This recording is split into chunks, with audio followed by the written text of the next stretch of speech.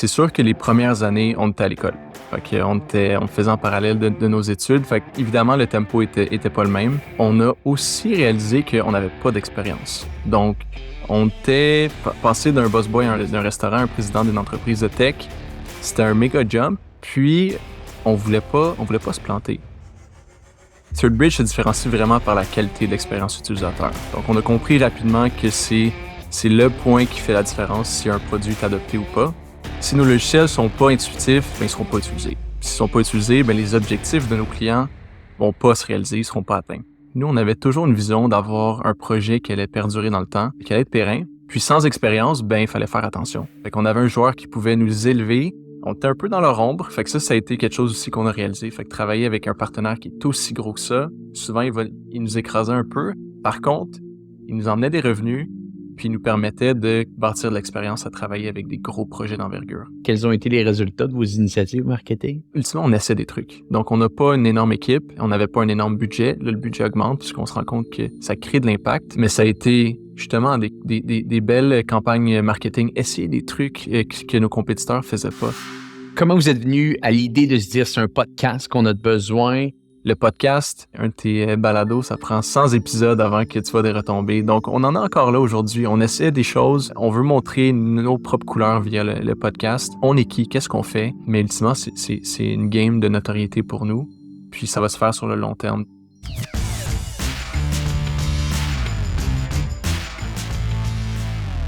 Donc, bienvenue à tous, un nouvel épisode du podcast Hypercroissance. Et j'ai la chance aujourd'hui de m'entretenir avec Pierre-Étienne Bousquet, président et cofondateur de la firme ThirdBridge, une firme qui se spécialise dans la création d'applications mobiles et qui est en affaires depuis 2012 maintenant. Aujourd'hui, l'entretien est totalement fascinant pour quelques raisons. La première raison, c'est que Pierre-Étienne a été très honnête dans les réponses qu'il a données sur le podcast. Et je vous explique un peu qu'est-ce que je veux dire par là. De 2012 à 2018-2019, ThirdBridge n'avait pas tellement connu de croissance. C'était une organisation de 7-8 personnes qui étaient bien établies, faisaient leurs projets, mais n'avaient pas atteint encore cette fameuse phase où est-ce que tu es capable d'aller enchaîner les mandats un après l'autre et d'engager beaucoup de personnes.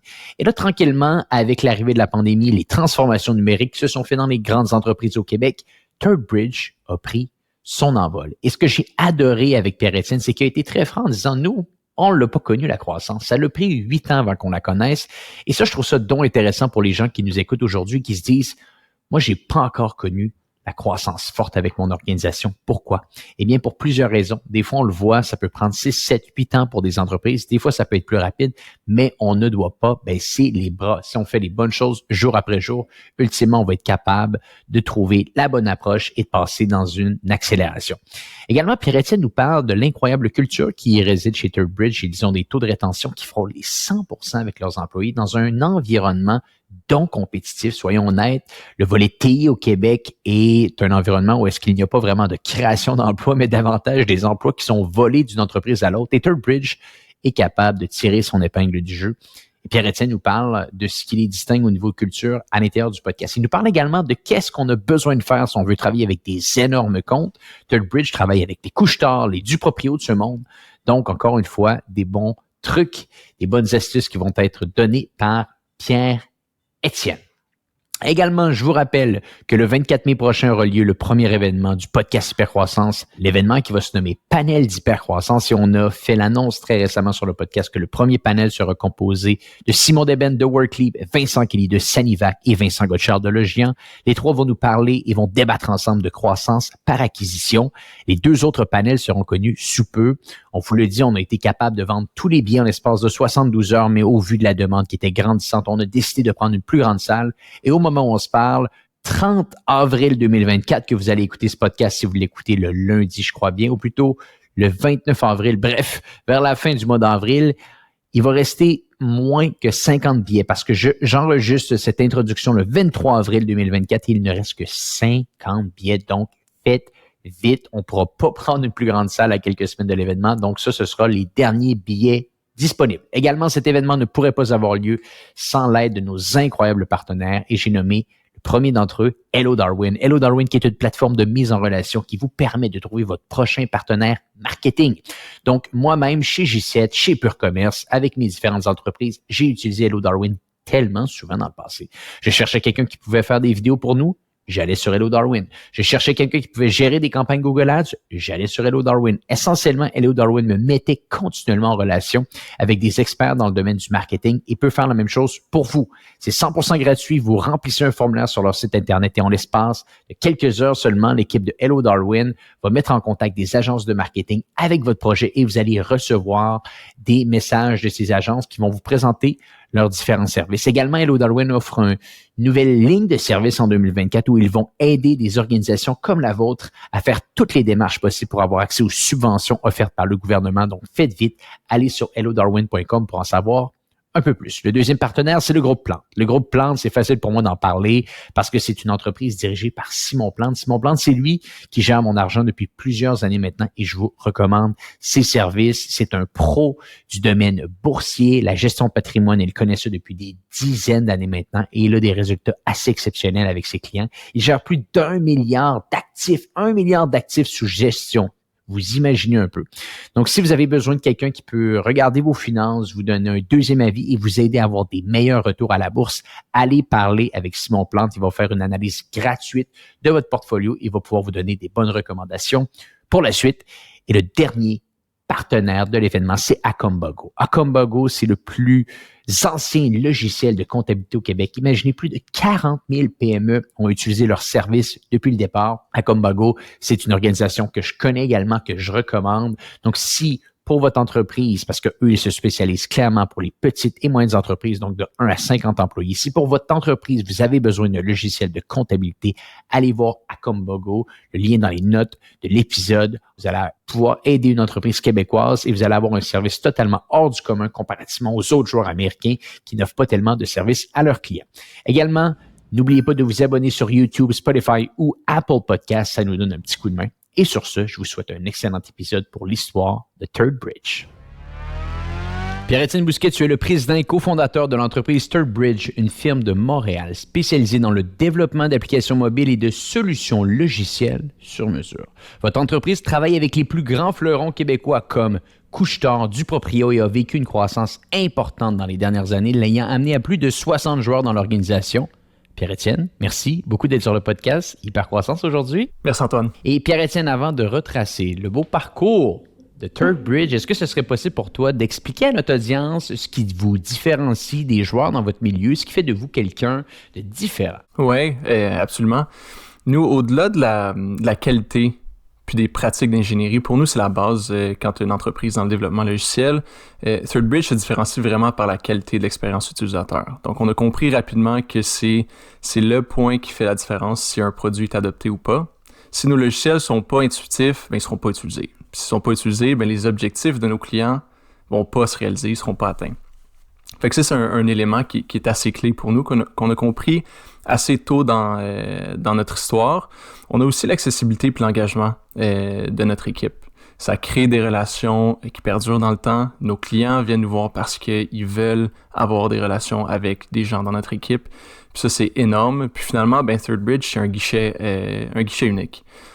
Donc, on va faire la stratégie, le design, le QA, la maintenance. Puis ça nous aide à vraiment créer des expériences unique d'impact. Et bon, c'est assez intéressant parce que là, Third Bridge a 12 ans et bon, pour les gens qui écoutent le podcast sur YouTube, vous le verrez peut-être, Pierre-Étienne n'est pas tellement vieux. Donc, à mon avis, tu as lancé ça pas tellement loin avec la fin de tes études. Peut-être même que tu étais encore aux études. Comment ça s'est lancé tout ça en 2012? Oui, on est encore sur le banc d'école, je te dirais. Donc, nous, c'était une transition entre le cégep et puis l'université. On était une gang d'amis, on était 4. Puis, on avait une grande passion pour la techno, mais on n'était pas tous en techno, on n'allait pas tous rentrer en techno. Donc, moi, c'était plus le volet business, et puis j'avais des associés qui allaient rentrer en génie logiciel. Puis on s'est dit, let's go. On a la possibilité d'aller jouer dans les technologies, de bâtir des plateformes web, plateformes mobiles, puis de vraiment aller se bâtir de l'expérience. Donc, on a commencé avec des projets, vraiment des projets personnels. Des jeux, des idées qu'on avait derrière la tête.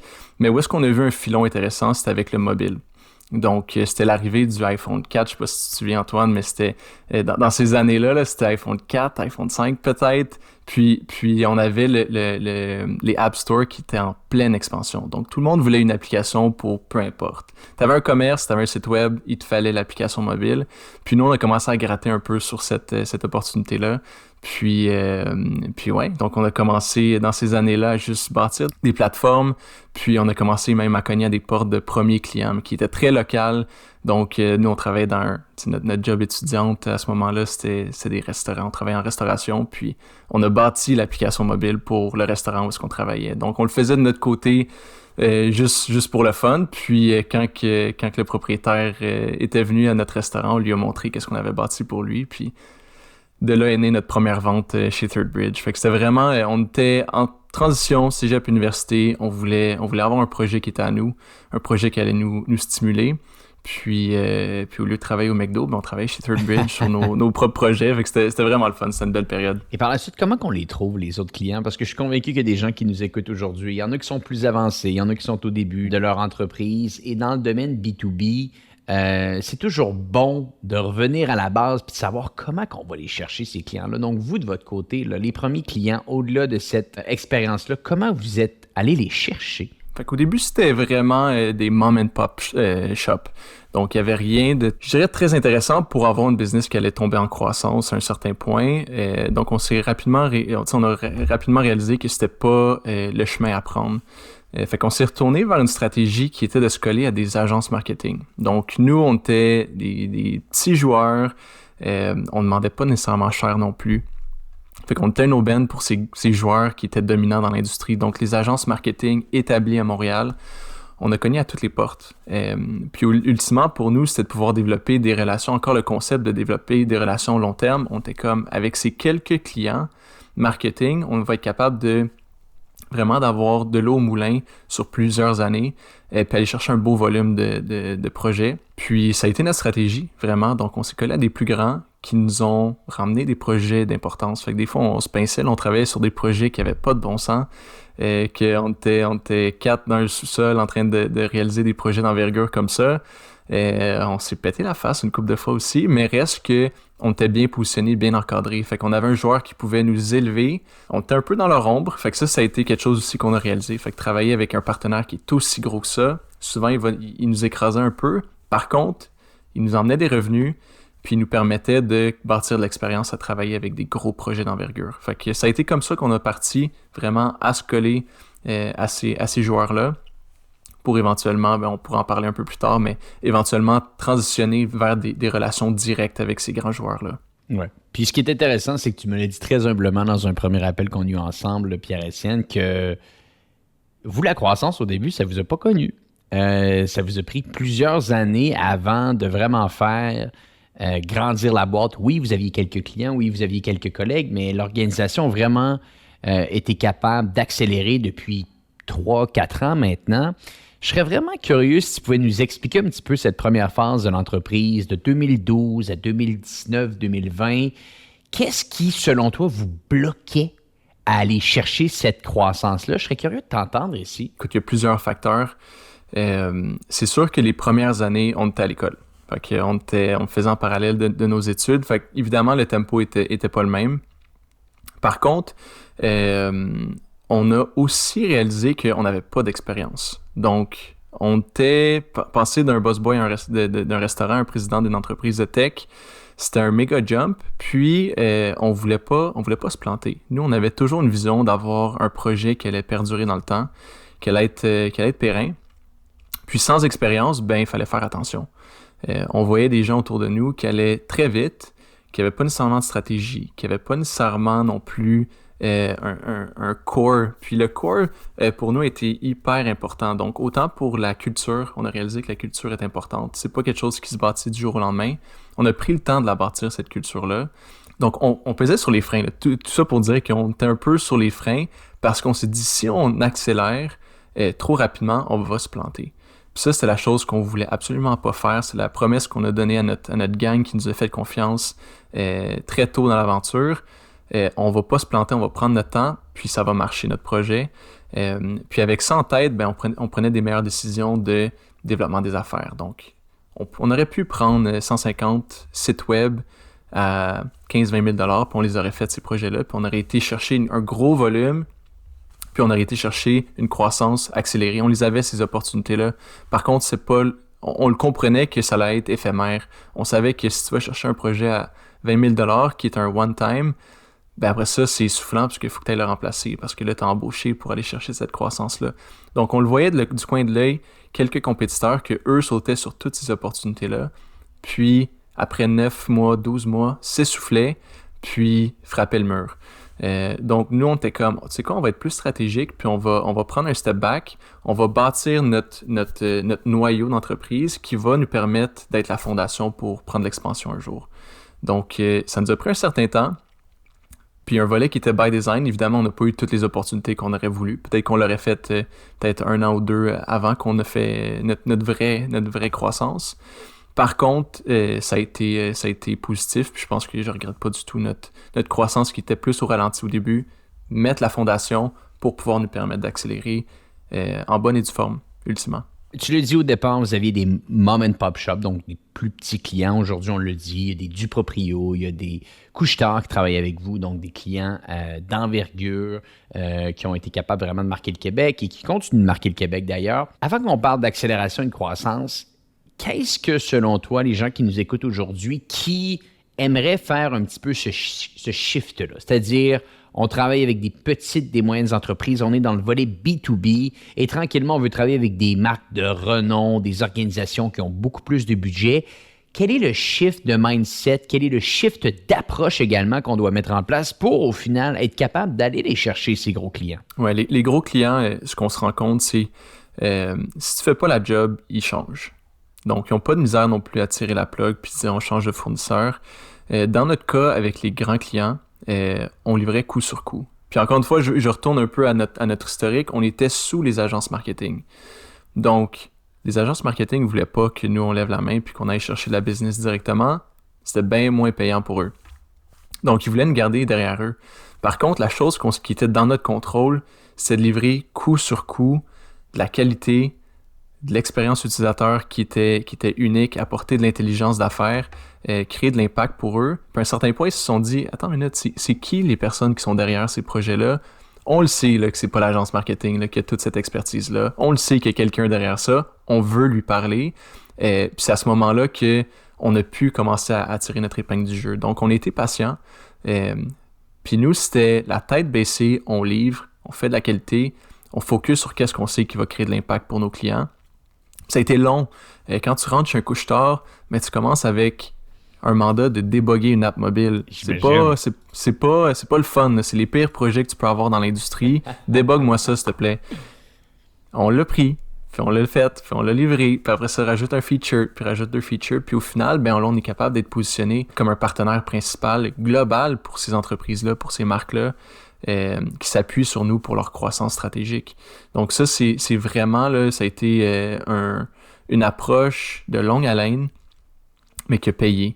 Donc, je dirais la patience, c'est un facteur qui était important, puis vraiment être la tête baissée, pas vouloir aller trop vite, puis juste apporter de la valeur pour ces clients-là. C'est qu'est-ce qu'ils valorisent. Puis quand tu manques ton coup, ils n'ont pas de misère à passer à autre chose. Donc, pour nous, on n'avait pas le droit à l'erreur, puis on l'a compris rapidement, ça. Très intéressant. Je pense que c'est un point important à se rappeler pour les gens qui nous écoutent aujourd'hui. Bon, tranquillement, le vent tourne. C'est la pandémie, qui vous a donné un petit coup dans le dos, on pourrait dire ça comme ça. Les grandes organisations se réveillent pendant la pandémie. On se rend compte qu'il y a des transformations numériques qui, pour certaines d'entre elles, je parle ici des grandes organisations, ont déjà débuté. D'autres vont devoir le faire en accéléré avec tout ce qui se déroule dans le monde. Vous, de votre côté, vous êtes bien placé. Vous avez fait les choses tranquillement depuis plusieurs années. Vous avez une compréhension du marché. Vous avez une équipe qui est solide. Comment ça se déroule? Comment les demandes sont rentrées? Est-ce que ça vous a surpris? Bref, ça serait intéressant que tu nous parles un petit peu de cette période-là. Oui, c'est un peu le chaos. Évidemment, ça part la pandémie, incertitude, on ne sait pas qu'est-ce qui se passe. Mais c'est venu assez rapidement, Antoine, que le téléphone a sonné. Les courriels ont rentré de dire « OK, il faut qu'on équipe nos employés avec des meilleurs outils. OK, il faut qu'on crée des meilleures plateformes pour nos utilisateurs. » pour nos clients. On dirait qu'il y a eu juste un shift de mindset de ces grandes entreprises-là de dire il faut qu'on pèse sur l'accélérateur.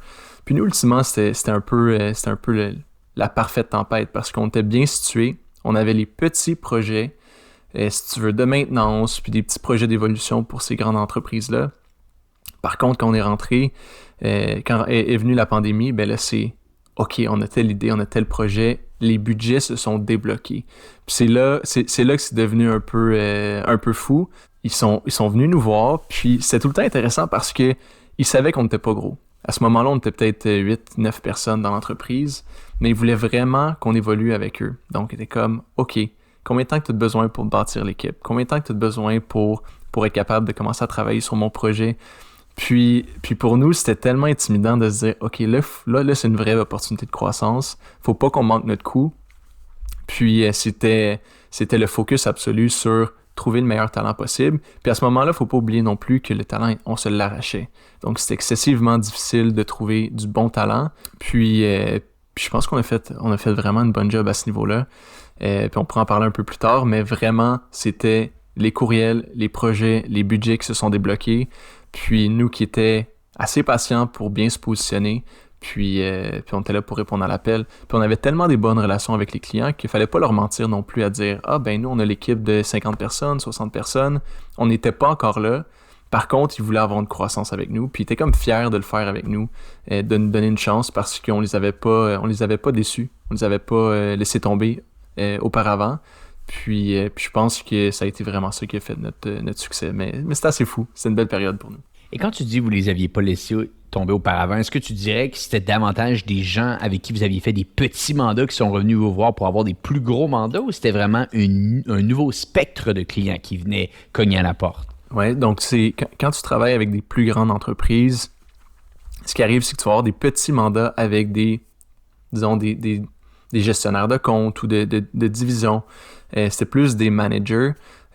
Par contre, quand les projets stratégiques débloquent, mais là, c'est comme un autre niveau. Donc, pour nous, c'était des nouveaux clients à l'intérieur de ces grandes organisations-là, des vice-présidences qui nous appelaient d'innovation, de loyauté, donc de fidélisation pour ces entreprises-là. Donc, je reviens au projet stratégique d'impact pour les entreprises, débloqué. Puis là, il y a une discussion autour de la table de ça va être qui notre fournisseur pour nous accompagner dans cette transformation-là.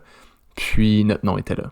Donc, c'est là que les gens levaient la main, puis ils n'avaient pas peur parce qu'il fallait se faire référer. On n'était pas connus à l'intérieur des grandes entreprises. Il fallait que les directeurs de compte ou les managers avec qui on travaillait lèvent la main puis disent « ThirdBridge, je pense que ça serait un bon partenaire pour nous. » Puis c'est là que ça a été une job de référence, ultimement. Les gens étaient prêts à mettre leur nom collé au nôtre. Puis ouais, ça a été là que on les a pas laissés tomber, donc ils nous ont référé à leur patron, puis ça l'a déboulé comme ça. C'est là que ça l'a accéléré. Mais bon, Qui dit nouvelle clientèle, dit nouveaux projets dans le service, dit nouvelles embauches. Tu le parlais un petit peu plus tôt, les entreprises se volaient littéralement les employés. On parle souvent de création d'emplois, mais je pense qu'on peut davantage se dire des vols d'emplois qui se déroulaient d'une entreprise à l'autre. Bon, pour situer l'audience, avant la pandémie, combien vous êtes? Je dirais 8. 8, OK.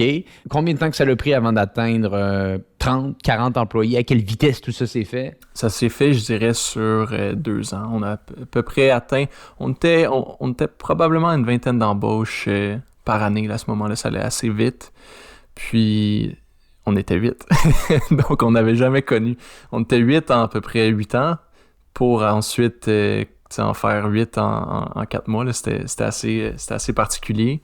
Pour nous, c'était surtout aussi un défi de le faire à distance. Donc déjà que c'était intimidant de faire autant d'embauches aussi rapidement, il fallait le faire à distance, puis on s'est rendu compte que ça fonctionnait. Ça a fonctionné parce qu'on a une culture, je crois, qui était palpable. Les gens pouvaient le sentir que même si on n'était pas dans les bureaux à tous les jours, qu'il y avait quelque chose qui se passait chez ThirdBridge, que les valeurs étaient aux bonnes places. Puis ça nous a joué, ça a vraiment joué en notre faveur d'avoir établi ces valeurs-là, de facto, de pouvoir miser sur elles. Quand on a rentré quelqu'un pour nous aider, en fait, une anecdote, là, notre responsable au marketing à l'époque, qui était probablement notre 8e ou 9e embauche, parce qu'on s'est dit, il faut miser fort sur la marque employeur. Et les gens ne nous connaissent pas dans l'industrie, il va falloir qu'on recrute. on va se trouver une directrice marketing. Puis c'est assez intéressant parce qu'elle a passé de faire autant du marketing, marque employeur, à faire des relations, des ressources humaines, ultimement, à faire de l'embauche avec moi. Fait que c'était quand même un mandat un peu atypique pour Virginie qui nous écoute. Puis c'était tout qu'un défi. Donc on l'a fait un peu à la mitaine au début, mais on a parlé de qui on est, c'est quoi nos valeurs, c'est quoi nos projets. Puis on a eu des belles stratégies justement en marketing pour nous supporter dans cette croissance-là. Donc on était hyper présent sur Instagram par exemple. Puis ça c'est intéressant, c'était quelque chose qui se faisait moins dans l'industrie, c'était un peu moins traditionnel, mais on avait un beau Instagram. Puis ce qui arrivait des fois, c'est qu'on avait des applicants qui disaient « Ah ben mon chum ou ma blonde ont vu ça sur Instagram, puis ont vu que ça avait l'air le fun de travailler chez Third Bridge, puis ils m'ont dit que je devrais appliquer. » Fait que des fois, on a réussi à aller chercher, à se démarquer un peu sur des stratégies qui étaient moins standards sur notre énergie, juste notre culture en général, puis ça nous a permis d'accélérer comme ça, puis de faire des bonnes embauches. Parce qu'évidemment, quand tu parles d'accélération, tu peux faire beaucoup de mauvaises embauches. On en a fait principalement que des bonnes, puis ça nous a emmené à aller de l'avant puis pas reculer. Des fois, tu fais un pas par en avant, 2 pas en arrière. Dans notre cas, on en faisait vraiment 2, 3 pas en avant, puis peut-être un demi par en arrière par moment, mais on était vraiment... on faisait bien notre travail, puis on a réussi à se démarquer à ce niveau-là. Et je pense qu'il y a vraiment beaucoup de choses à décortiquer ici. Donc, on va prendre un petit temps d'arrêt. Vous êtes 8, vous passez à peu près une vingtaine d'embauches par année. On va essayer de résumer le tout avec ce chiffre. Il y a beaucoup de gens qui vont écouter le podcast aujourd'hui, qui vont être en période d'embauche dans les prochaines semaines, dans les prochains mois, dans les prochaines années. Est-ce que ce sera des périodes d'embauche autant massives que vous avez vécues? Peut-être que oui, peut-être que non.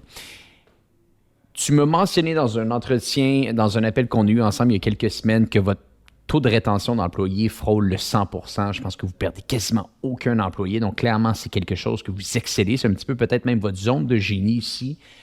Les leçons, les apprentissages que tu tires de cette période-là au niveau ressources humaines, qu'est-ce que tu pourrais partager avec les gens qui nous écoutent aujourd'hui, qui vous a aidé à bien intégrer les gens dans l'entreprise, à bien leur faire comprendre la culture, la mission de l'organisation, puis ultimement à garder ces gens-là heureux? Parce que faut se rappeler, je terminerai là-dessus, il y avait beaucoup d'organisations comme la vôtre qui essayaient d'aller les chercher, ces employés-là. C'est dur de mettre le doigt dessus. Il y a de l'intangible, mais il y a quelques pistes qui me viennent en tête quand tu me poses cette question-là. Je pense que moi puis Nicolas, mon cofondateur, on a bâti l'entreprise comme une entreprise où est-ce qu'on voulait travailler, ultimement. Donc, on se voit un peu une compagnie lifestyle où est-ce que c'est une entreprise qui a des bonnes valeurs, où est-ce que c'est le fun de travailler le lundi matin. On rentre au boulot, puis c'est agréable. Puis on a gardé un peu notre même feel qu'on avait quand on était étudiant, puis on travaillait sur Third Bridge. Je travaille pas au McDo, je travaille sur mon projet, c'est trippant, puis je travaille avec des amis. Puis cette valeur-là d'amitié, on l'a gardée. Puis on se fait beaucoup challenger encore aujourd'hui sur le fait que l'amitié au travail, oui, mais il faut faire attention. Puis nous, on saute à pieds joints dans cette valeur-là parce qu'on sait que ça nous mène plus loin. On sait que c'est la fondation de notre business. C'est ça qui nous a emmenés ensemble, c'est ça qui nous a emmenés à bâtir Third Bridge. Puis il y a aussi même un niveau plus loin que l'amitié, c'est la famille. Donc maintenant, on est rendu avec un noyau familial chez nous. Donc ça a été maintenant des associés qui sont la fratrie complète de Nicolas, mon associé. Donc on a Alexandre, grand frère, Émilie, la grande sœur, qui sont partenaires dans l'industrie, dans notre business. Vous avez ouvert l'actionnariat? On a ouvert l'actionnariat, puis aujourd'hui, je pense qu'on est à peu près 8 dans l'actionnariat au complet. Donc quand même. Ça aussi, ça nous a aidé à solidifier le noyau central de l'entreprise. Notre top talent, qu'on s'est dit, c'est avec eux qu'on veut bâtir la business. On a ouvert l'actionnariat pour eux. Ça a été payant. Il y a eu un moment qu'on se rendait compte qu'on l'ouvrait trop. Donc, on voulait l'offrir à tout le monde, comme un peu une business de produits. Donc, tout le monde va avoir un peu d'equity. On a essayé de faire ça, ça n'a pas nécessairement fonctionné. Par contre, quelques personnes clés pour qui ça parlait beaucoup, pour qui était comme, ça c'est mon projet, je suis prêt à me joindre à l'aventure pour le long terme. Eux, ça a eu un impact, puis ça a encore un impact aujourd'hui. Donc, on a réussi à faire ça, vraiment se rattacher notre noyau très proche. On a le noyau familial. On a bâti une business comme on la voulait.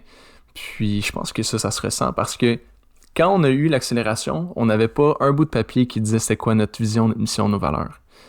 Donc, on n'était pas non plus 100% gearé pour le communiquer, mais ça se sentait quand tu venais chez nous. On était qui? Qu'on était authentique, qu'on était des gens comme moi puis toi, qui se prenaient pas pour d'autres personnes. Puis je pense que ça a beaucoup résonné avec nos recrues. Donc voilà, ça c'est un peu des pistes qui me passent par la tête. Je pense pas qu'il y a de recette parfaite pour tout le monde. Pour nous, on était nous-mêmes, puis ça a fonctionné. Tu m'ouvres une porte ici. Ouvrir l'actionnariat dans le service. Peux-tu nous expliquer de un, puis par la suite, on pourra analyser un petit peu la philosophie derrière, ce que ça l'a amené de bien, mais de un, peux-tu nous expliquer la structure que tu as mis en place ici? Est-ce que c'est une structure de rachat d'actions classique? Est-ce que vous avez mis certaines classes sur les actions? Comment tout ça s'est mis en place? Écoute, je pense que c'est notre troisième itération, donc on s'est planté un peu au début. Initialement, c'est un régime d'actions. Puis on l'a ouvert à tout le monde. Fait que c'était vraiment dépendamment à quel moment mais on était 8. Fait qu'oublie pas non plus que c'était pas trop intimidant. OK, ça s'est fait avant. Ça s'est fait avant. Donc on était un peu dans cet esprit-là de partage, d'impliquer tout le monde qui participait au projet. Puis donc c'est ça. Ça nous a emmené à mettre un régime en place qui était ouvert à tout le monde, qui était assez généreux. Puis, on s'est rendu compte que certaines personnes, ça n'avait aucun impact. Même, il y en a que ça stressait. Ils étaient comme, ça vient peut-être avec des responsabilités, je comprends pas trop, c'est sur du long terme aussi. Donc, évidemment, il y avait un type de vesting. Puis ça faisait peur à des gens, donc ça n'avait juste pas d'impact. Par contre, pour d'autres personnes, ça a eu un impact. Puis, à un certain point, on s'est dit, tant qu'à faire toute la paperasse pour tout le monde, puis que ça va pas intéresser nécessairement tout le monde, on va le fermer, puis on va le faire pour des personnes à qui on sent que ça va avoir réellement un impact. Donc, on a refermé l'actionnariat, on l'a ouvert, on l'a refermé, on a gardé les personnes, les joueurs clés à qui on l'avait déjà offert. Eux sont restés actionnaires. Puis aujourd'hui, on est vraiment en mode philosophie on va vendre nos actions aux employés qui veulent participer. Donc, on va pouvoir identifier des gens qui lèvent la main, qui nous disent « Moi, ça m'intéresse d'être actionnaire de Third Bridge », qui vont avoir prouvé qui créent de la valeur pour l'entreprise. Puis, on va pouvoir leur vendre des actions. Donc, ça, c'est vraiment un peu notre mindset aujourd'hui pour avoir du skin in the game. Parce que si tu mets pas un peu de capital, on se rendait compte que des fois, c'est un peu pris pour acquis. Bien sûr. Puis quand tu reçois quelque chose pour rien, ben ça vaut rien dans ta tête. Tandis que si tu mets des sous, si même tu es obligé de faire un prêt pour devenir actionnaire d'une entreprise, c'est un autre sentiment. Donc, on est beaucoup plus dans ce mindset-là. Puis là, c'est qu'est-ce qui est en place aujourd'hui de notre côté. C'est vraiment, on va vendre des actions à des employés clés. Puis pour le reste, ben là, il est déjà locked in. Donc, les 8 qui ont des actions, incluant moi, sont actionnaires, vont rester actionnaires. Puis les nouveaux, ben, ça serait des ventes. Donc, on essaie de le simplifier comme ça. Oui, ben écoute, ça fait énormément de sens.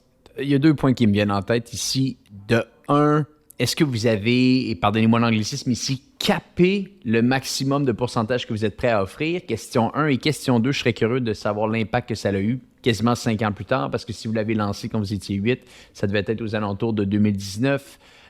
Donc, je serais curieux. Le cap et également l'impact que ça a eu avec les employés qui ont investi de l'argent pour avoir des actions de Third Bridge. Oui, nous, on l'avait capé à 15%. Puis je pense qu'aujourd'hui, le cap est un peu... 15%, on s'entend pour l'entièreté des gens qui veulent en acheter. On est d'accord?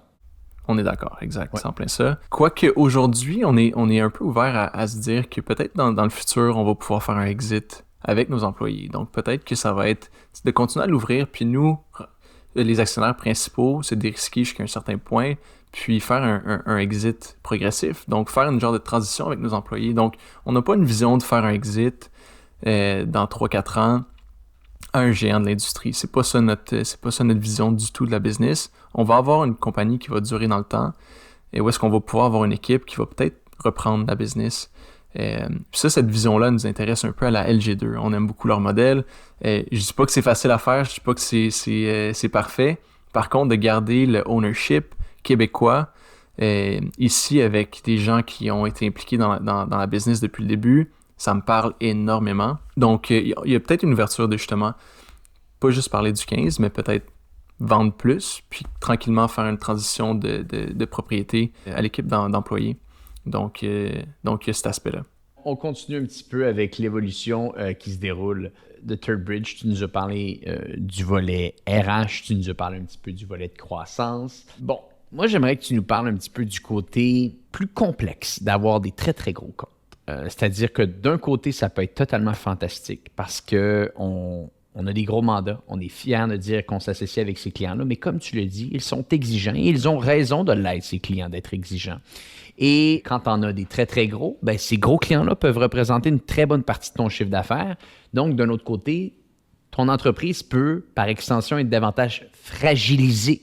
Parce que si on perd un gros compte, malheureusement, on va peut-être avoir à faire des changements à l'intérieur même de notre entreprise. Comment tu arrives et comment vous arrivez à naviguer à travers tout ça pour, bien entendu, continuer à gauche de travailler avec des gros clients, mais à droite, quand même, de sécuriser l'entreprise et de ne pas être pris s'il y a un changement d'administration, un changement de garde au niveau de la direction, un nouvel appel d'offres et là, vous perdez le client et malheureusement, ça impacte négativement l'entreprise. Oui, Antoine, c'est notre défi au quotidien. Je pense que c'est vraiment ce qui est top of mind pour nous. Tu l'as dit. Aujourd'hui, on a quelques gros clients qui représentent une majorité de notre chiffre d'affaires, puis c'est notre réalité. On l'admet, puis on est conscient de ça. Ça a été notre tremplin, ces clients-là. Puis pour accélérer pour la croissance, il fallait mettre tout notre focus sur ces clients majeurs-là. Par contre, on s'est créé des angles morts. Les gens ne nous connaissaient pas dans l'industrie. Donc, si tu regardes à l'extérieur de ces quelques clients-là, plus je recule peut-être 24 mois, les gens ne nous connaissaient pas.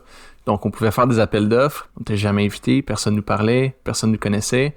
Donc ça, c'était grave comme situation. Puis on a décidé d'investir massivement dans le marketing. Donc c'est là un peu la même directrice marketing qui était directrice RH dans le temps, qui est vraiment aujourd'hui focus sur la notoriété de l'entreprise. Comment est-ce qu'on fait pour se faire connaître? Donc, investissement sur LinkedIn, des campagnes marketing, le podcast qu'on a mis en place aussi de notre côté, l'Update Third Bridge. Et ça a été vraiment, là, c'est le focus de bâtir la notoriété pour qu'on puisse commencer à se faire reconnaître ici, localement, au Québec. Fait que ça, c'est une première chose. On a aussi juste des stratégies d'expansion. Donc, il faut être réaliste. Il faut qu'on ait cherché des gros comptes. On vise pas chez Third Bridge la quantité de projets. On n'en veut pas 150 projets. On aimerait, honnêtement, avoir une douzaine de clients majeurs qui représentent l'entièreté de notre portfolio client, puis avec qui on est capable de croître dans le temps. Donc, c'est vraiment la stratégie. Puis pour faire ça, on se pose des bonnes questions. Est-ce que c'est au Québec qu'on va trouver ces clients majeurs-là? Est-ce que c'est le reste du Canada? Est-ce que c'est aux États-Unis, en Europe? Puis je dirais, pour l'instant, nos démarches nous emmènent vraiment vers nos voisins du Sud, aux États-Unis. C'est là qu'on voit vraiment le potentiel d'aller chercher ces clients majeurs-là qui vont pouvoir nous permettre de rebalancer un peu notre portfolio de clients. Intéressant. Et dis-moi, comment ça s'est mis en place, ce marketing-là? Je sais que vous avez un podcast, l'Update, vous faites des efforts. Comment vous êtes venu à l'idée de se dire c'est un podcast qu'on a besoin? Et peut-être également, tu peux nous dire quels ont été les résultats de vos initiatives marketing? Donc, initialement, c'était effort marketing, image de marque. Donc, on a quand même bâti une belle brand autour de Third Bridge. C'est juste qu'on a ajusté le message vers nos clients versus où on veut parler de notre offre de service, on veut parler de qu'est-ce qu'on fait, nos réalisations versus de à quel point qu'on est cool puis venez travailler chez nous. Donc ça a été qu'est-ce qu'on a fait? Ultimement, on essaie des trucs. Donc on n'a pas une énorme équipe, on n'avait pas un énorme budget. Là, le budget augmente puisqu'on se rend compte que ça crée de l'impact. Mais ça a été justement des belles campagnes marketing, essayer des trucs que nos compétiteurs faisaient pas. Du SEM, on se rendait compte que nos compétiteurs n'étaient pas investis dans Google Search, donc il n'y avait pas nécessairement d'investissement à ce niveau-là. Pourquoi pas nous commencer à investir un peu plus à ce niveau-là? Puis tranquillement, ce qui arrive, les retombées de tout ça, c'est on reçoit des courriels pour des appels d'offres. Finalement, on se fait inviter. Finalement, on se fait reconnaître par l'industrie comme étant un joueur. Puis j'ai reçu beaucoup aussi d'appels de nos compétiteurs pour faire des mergers, de vendre l'entreprise parce que les gens voyaient qu'est-ce qu'on faisait était bien. Par contre, c'est pas du tout aligné avec notre vision. Donc le téléphone sonne beaucoup plus par lui-même qu'avant. Avant, c'était que du référencement, que du bouche à oreille. Aujourd'hui, on a vraiment du inbound qui commence à rentrer. Puis ça, c'est le fun. Ça, c'est excitant à voir convertir parce que ça prend du temps. C'est pas des retombées qui se passent du jour au lendemain. Je dirais, ça fait quelques mois seulement qu'on commence à avoir une transition. Le podcast, je pense qu'on en parlait la semaine dernière. Tu me disais, ça a pris peut-être un de tes balados, ça prend 100 épisodes avant que tu vois des retombées. Donc, on en a encore là aujourd'hui. On essaie des choses. On veut montrer nos propres couleurs via le podcast. On est qui? Qu'est-ce qu'on fait? Mais ultimement, c'est une game de notoriété pour nous. Puis, ça va se faire sur le long terme. Donc, on n'est pas encore en train de tout récolter, mais on commence à avoir déjà des impacts. Surtout au niveau du inbound, on voit la qualité qui commence à être là. C'est plus des petits projets de mom and pop shop qui rentrent sur notre contact form. On est vraiment mieux positionné. Bon, et toi, ton rôle? Où ton temps va maintenant? On s'entend, le CEO au début, c'est un peu le pompier de service. On fait tout. On fait du RH, on fait du marketing, on fait des ventes, on fait encore un petit peu de projet. Peut-être que c'était ton rôle quand vous étiez 8. J'imagine que ça doit plus être ton rôle quand vous êtes 60. Comment ton rôle a évolué à travers les années et peut-être même si tu peux nous dire à quoi ressemble ton quotidien? Oui, ça l'a vraiment évolué. Puis pour le mieux, je faisais des choses qui mettaient pas en valeur nécessairement mes habiletés. Donc évidemment, comme tu l'as dit au début, je faisais tout. Là. Je faisais un peu de développement, je faisais du design, je faisais de la comptabilité. Tout ça tranquillement, on est capable de le déléguer à des personnes qui sont des experts. Puis mon rôle prend de plus en plus une track développement des affaires puis gestion des comptes majeurs. Donc, évidemment, on a ces gros comptes-là qui demandent beaucoup d'amour. Puis faut pas qu'ils tombent ces projets-là. Donc, il y a beaucoup de mon temps qui va à maintenir ces relations-là. S'assurer que on fait le meilleur travail possible. Puis, de l'autre côté, c'est le développement de la business. Donc, la stratégie, développement des affaires, où est-ce qu'on va se positionner? Je te parle un peu du développement aux États-Unis. Ça tombe dans mon assiette.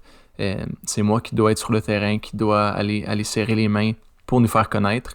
Puis, donc là, avec le développement de l'entreprise, il y a beaucoup de travail de terrain qui recommence à être fait de mon côté. Donc, on s'en va rencontrer des gens dans des événements. On se présente devant des grandes entreprises et on veut essayer d'aller chercher des nouveaux comptes. C'est un peu ce que tu fais en ce moment-là. Oui, exact. Tout en bâtissant l'équipe. Donc, avec moi, de très près, c'est l'équipe marketing. De très près, c'est l'équipe de développement des affaires. Puis, on travaille ensemble pour mettre en place nos stratégies, nos objectifs. Il y a beaucoup de coups de fil qui se donnent de mon côté par jour. Rassurer les clients quand ça va moins bien, c'est moi qu'il faut qui rassure encore les clients. Puis c'est important. J'aime cet aspect-là. Je pense que c'est là que je peux avoir un impact.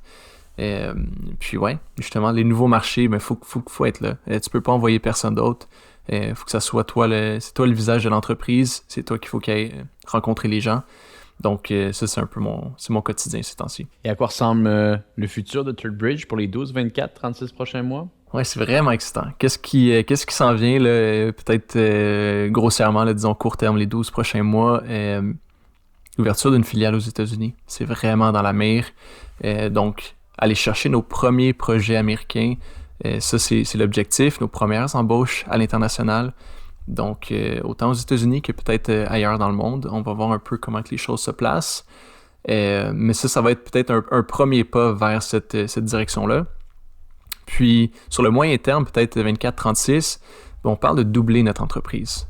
On parle de vraiment aller chercher une belle croissance pour dérisquer un peu aussi nos comptes majeurs, mais aussi pour garder notre équipe stimulée. On veut aller chercher les meilleurs projets qui sont disponibles dans l'industrie. On veut les challenger, on veut que ce soit aussi des projets d'impact. Donc, pour aller les chercher, il faut grandir. Puis, on parle d'une croissance organique aussi. C'est ça notre stratégie sur le court-moyen terme. Rester organique, maintenir cette culture-là le plus fort possible, mettre les bonnes personnes aux bonnes places. Donc, on commence vraiment à bien se structurer. Puis, on se rend compte qu'après peut-être ces 36 prochains mois-là, on va être dans une position pour commencer à faire des acquisitions s'il y a des opportunités. Mais sur le court terme, on parle de croissance organique, doubler la business, aller chercher une belle position au Québec, être vraiment un leader dominant. Puis aux États-Unis, commencer à aller bien se positionner pour ramener de la business. Et bon, petite question personnelle. J'aime toujours savoir ce que mes invités lisent. Est-ce qu'il y a des livres qui ont marqué ton imaginaire, des livres d'affaires? La lecture d'affaires, pour moi, c'est assez récent. J'avais souvent des irritants à lire seul. J'ai beaucoup d'associés, puis on dirait des fois, j'avais plein de bonnes idées, mais c'était dur à les retransmettre. Puis là, j'ai des book clubs. Donc ça, c'est vraiment le fun, autant avec un groupe d'entrepreneurs avec lesquels je suis que mes associés. On lit les mêmes livres, puis on est capable de se partager un peu nos notes, nos idées. Puis je trouve que là, ça commence à avoir de l'impact. Fait que tu parles de livres qui marquent l'imaginaire. Évidemment, un qui est essentiel pour notre business, c'est Traction. Ouais. Donc, on a iOS qui est en place. On continue à implémenter. On n'est pas parfait, mais on continue à mettre beaucoup d'efforts là-dedans. Puis ça fait toute une différence pour notre business. Là, je suis en train de lire, par exemple, Turn the Ship Around, qui est sur le style de management, donc de leader à leader. Comment est-ce que tu fais pour donner encore plus de pouvoir à ton équipe, pour pouvoir prendre des décisions? Je trouve ça fascinant, vraiment à ce niveau-là. Puis, je te dirais, c'est qu'est-ce que je lis ces temps-ci, mais vraiment c'est le shift de pouvoir en parler avec d'autres personnes qui pour moi prend tout son sens. Le faire tout seul, j'avais un peu de misère pour être honnête, Antoine. Podcast, est-ce que tu en écoutes? J'écoute beaucoup les podcasts québécois. Donc ça se passe par croissance, sans faute. Les dérangeants, puis évidemment l'update, quand c'est pas moi qui fais les épisodes, j'adore les écouter, j'adore écouter ma gang, je suis fier d'eux. Donc c'est le fun. Puis évidemment sur la scène plus internationale, il y a je trouve un incontournable, c'est Lex Fridman. Bien sûr. Aller chercher des entrevues que très peu de personnes peuvent avoir dans le monde. Donc, je trouve ça tout le temps fascinant, ces entrevues. Il est fort sur Lex Fridman. Très, très, très, très fort. Et bon, on termine. À quoi ressemble la routine avant, pendant et après le travail? Si bien entendu, tu as une routine? Ouais, tu parlais de lecture tantôt. Atomic Habits, ça a été un livre qui m'a beaucoup parlé. Puis, je te dirais, la routine... On essaie de la maîtriser. C'est pas toujours facile avec des fois les voyagements puis se promener, mais ultimement, on commence la journée avec un peu de sport. La marche des chiens ou un workout. Je passe du temps avec la famille aussi le matin, le plus possible. Donc, c'est pas mes parents, ça va être évidemment ma conjointe que je vais passer du temps avec elle. Ensuite, le travail, puis on tombe un peu dans la routine. On a nos niveaux 10, toutes les meetings iOS qui sont en place. Donc, évidemment, ça, c'est coup sur coup. On les lâche pas. Ça va remplir ma journée, rencontre client, lunch client, pour ensuite finir avec la famille. Une autre grosse période de famille. Puis souvent, je me couche très tôt pour me lever le plus tôt possible. Puis ça fait de moi un ami assez plate, merci, mais, mais ça me convient, c'est correct. Ah, ben c'est ça. À un certain moment donné, il faut être capable de trouver qu'est-ce qui fonctionne pour nous. Donc, exact. Intéressant tout ça. Écoute, Pierre-Étienne, merci beaucoup d'avoir pris du temps avec nous aujourd'hui. Si on veut en savoir plus sur ThirdBridge, meilleur endroit pour vous rejoindre? Ça va être le site internet, ça va être notre LinkedIn. On est assez présent, donc vous allez voir 4 à 5 publications par semaine de notre équipe. Puis, manquez pas le podcast, l'update. On va avoir des invités de grande qualité. Puis voilà, je pense que toute l'information va se retrouver sur ces plateformes. Fantastique, on mettra des liens dans les notes de l'épisode. Pierre-Étienne, merci beaucoup d'avoir été avec nous aujourd'hui. Et pour les gens qui nous écoutent, eh bien, on se dit à bientôt pour un prochain épisode du podcast Hypercroissance.